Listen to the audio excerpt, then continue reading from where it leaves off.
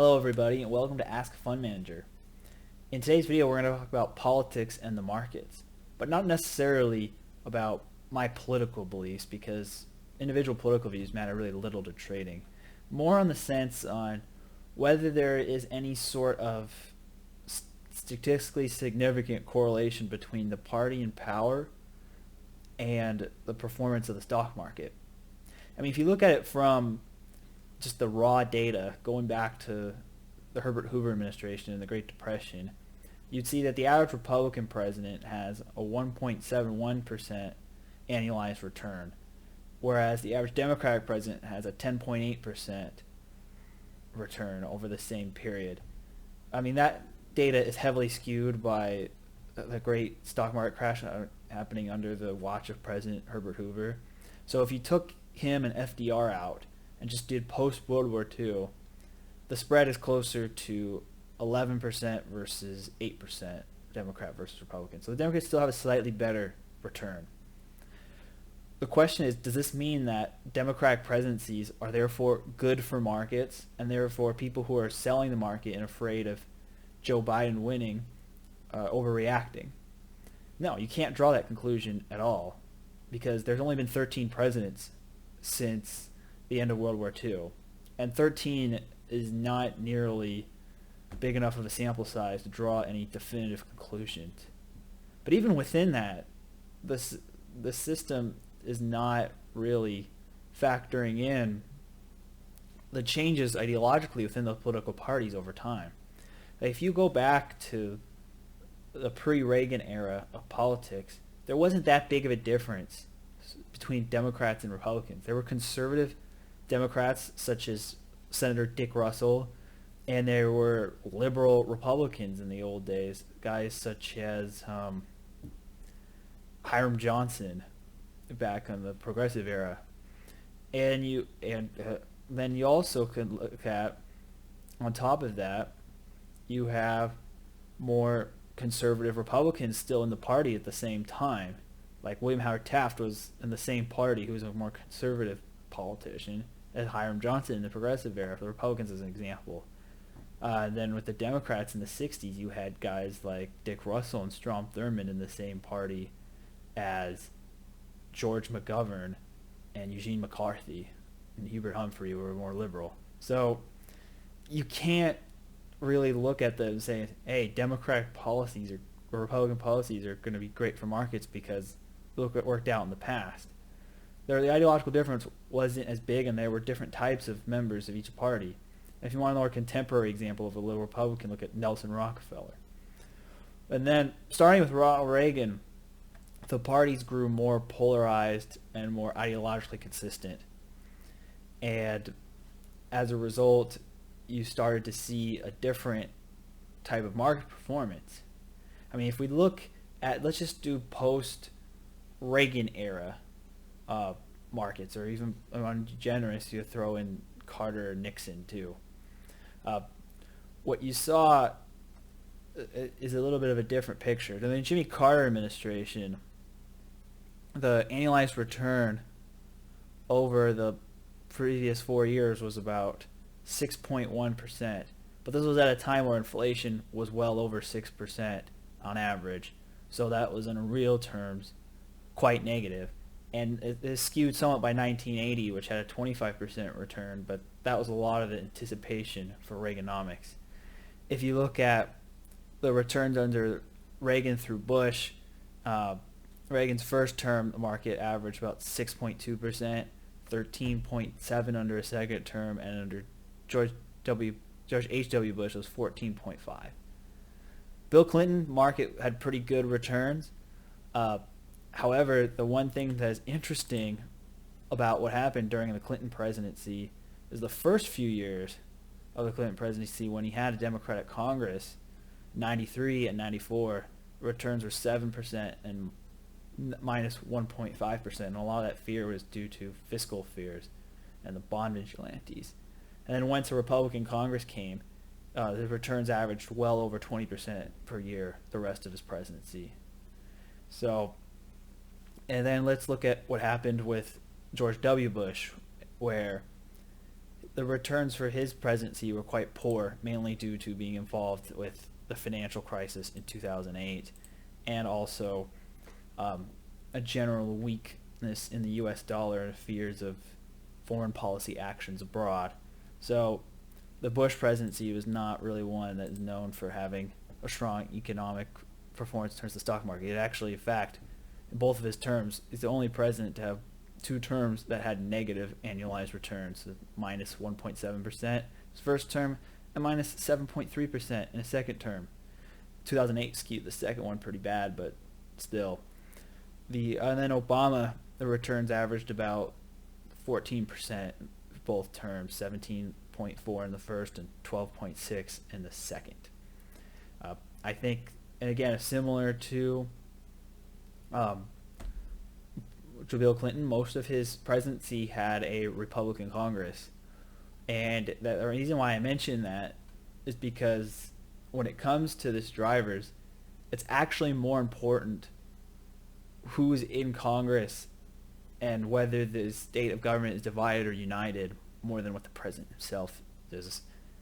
And the example of this would be, again, the best returns of the markets the last several decades have been when they had a split Congress with a Democratic president and a Republican Congress in the 90s, and the same thing in the 2010s. And why is this the case? I mean, my theory on this is because the Republicans will not allow the expansion of government spending and or taxes in a way that would be adverse to business interests. And no matter what the Democratic president would want to do in terms of a more, I'd say, left-leaning, social welfare-leaning, ideological fiscal policy, they can't because Congress will block it. Whereas with on the Democrat side, the plus of having the Democrat president is that the Democrat president historically, and this might change recently, is less likely to be involved in overly aggressive foreign policy, and the market gets concerned about geopolitical scares, and therefore a Republican president may want to get more aggressive with a war, and that's not good for markets generally, unless if you're an oil trader. And so that's probably what explains why the Democratic president Republican Congress combo is good, because the Congress keeps a check in tax and spending policy, and the president is more likely to keep foreign policy stable and trade peaceful among countries. Whereas a Republican president, especially this is the case under the Bushes, is more likely to initiate a war, and that creates its own sets of concerns. And so but also if you look at the united government historically, we haven't had very many historical times with a united Republican government. You have, in the whole history of the United States, 5 sessions since 1933, 2-year periods, where you've had a unified Republican government and with a Republican president and Republican Congress. It was 1953 to 1954, and during that period, you had very good returns. 1954, the market was up 45%, 55, 26, 53 was down 6. But yeah, was pretty strong. And then you had the other time in history where you had unified government was 2001 to 2006 under George W. Bush. And in 2001-02, one of the moderate Republicans switched to caucusing with the Democrats. So it was really 03 to 06, which had okay performance, is like single-digit annualized growth in the market. And then the last one was most recently was 2017, 2018, which up until the midterm elections had pretty strong returns under President Trump. This was mainly driven by the Republican Congress willing to pass tax cuts. So the track record has been pretty good for the limited times of unified government, but at the same time, there hasn't really been enough of a sample size to really say hey, this is a tradable action. And whereas with unified Democrat government, it's not been nearly as promising. Again, the early 90s was not particularly good, the first 2 years of the Clinton administration. The Carter years, as I mentioned before, had pretty bad returns. The 60s were pretty good under Kennedy and Lyndon Johnson. But again, the definition back then, the parties weren't as hard line on one side or the other, so it doesn't really mean anything. I'd probably say same thing with the 50s and Eisenhower now with the unified Republican government. Like pre-1980, you can't really use that as a predictor for future policies. So what can we make of this? I think now in a more politically unified ideological parties, the better example would be of a comparison than using our past history in the United States would be using the British government, who the Labour Party and the Conservative Party have always been more ideologically polarized than American political parties. One, because it's a parliamentary system, and so that kind of has an impact on it. And two, the Labour Party started as broadly as a social democratic movement. So if we look at the data I have going back to 1970 on the British politics and the market, I think it'll give a good idea of what to expect from a unified government, because they don't really have divided governments in a parliamentary system, because whoever is the head of the winning party in the legislature gets to be prime minister. So they don't have the same checks and balances that they do in the United States. So if you look at that, the returns were pretty good, but they're both parties. Under conservative government, and this is going up to 2015, is where I have this data. You've had conservative returns average about 16% a year, and Labor Party returns at 9% a year. Part of that has to do with the fact that the Labor Party was in power during both the dot-com bust and the financial crisis. So it is somewhat bad luck, because neither of those two things have really to do with British policy. Maybe the financial crisis slightly to do with it due to local banking regulations, but neither of those really have much to do with British political decisions. But you see that there's a much wider spread. And if you look at the growth of company profits, which I think is a more indicative of government policy than nominal stock prices, under conservative governments, earnings grew an average of 11% versus they grew an average of 6% under Labor. So what does that say? I mean, I think if you have a unified Democratic Party government in the United States, especially given the ideological shifts that have gone on in the party in the last 2 years with with the rise of the Squad and the Green New Deal, and just a general greater priority in wealth redistribution and higher taxes, I think that the Democratic Party is now going to be kind of what like the Labor Party is in terms of what you should expect from a market performance, which would be underperformance if you have a unified Democratic government. If you have a Republican president and a Democratic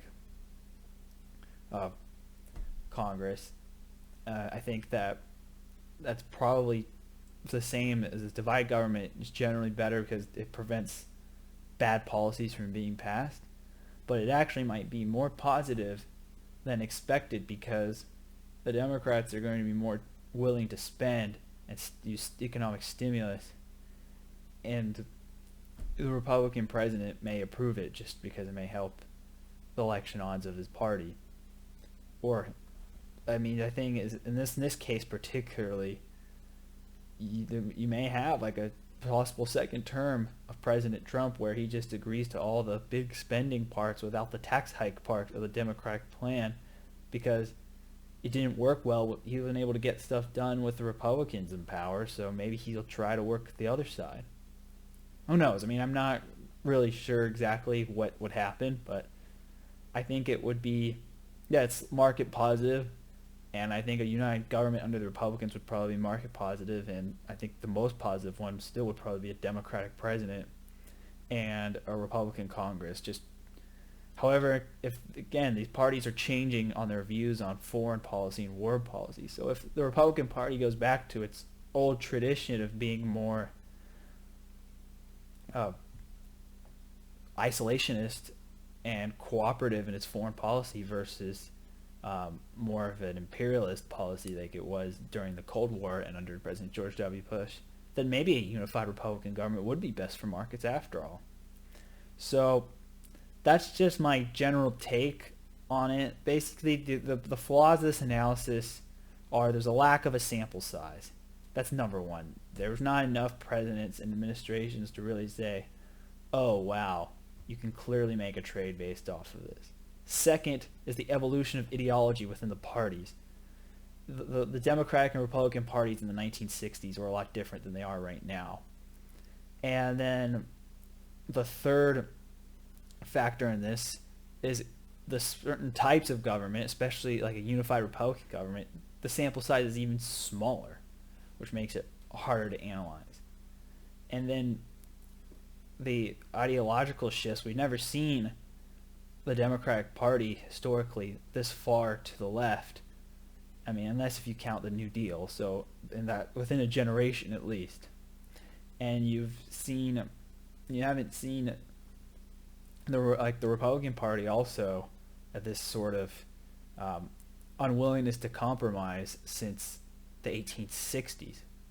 So it's a very different environment politically right now too, which also is a flaw in this analysis. However, I think we could use other countries. Britain is the closest, that's why I use them as an example due to shared language and a lot of shared legal system. And so I use them as kind of the example of a comparable, more ideologically rigid parties, what it looks like in terms of market performance. But I'd be interested to see analysis in places like Canada and Australia and other European democracies and what happens under political party shifts with their markets. So that concludes this video. It's a little longer than I usually do, just due to a jam-packed a lot of content in this. But I will be putting links in the show notes to some of the sources that I use for this data, and hopefully it's helpful. But basically the bottom line is you can't really make a trade solely based on administration. You have to look at the administration's underlying policies and see if that's friendly to markets, because the broad trend is not statistically significant here. Thanks for watching, and I'll talk to you later.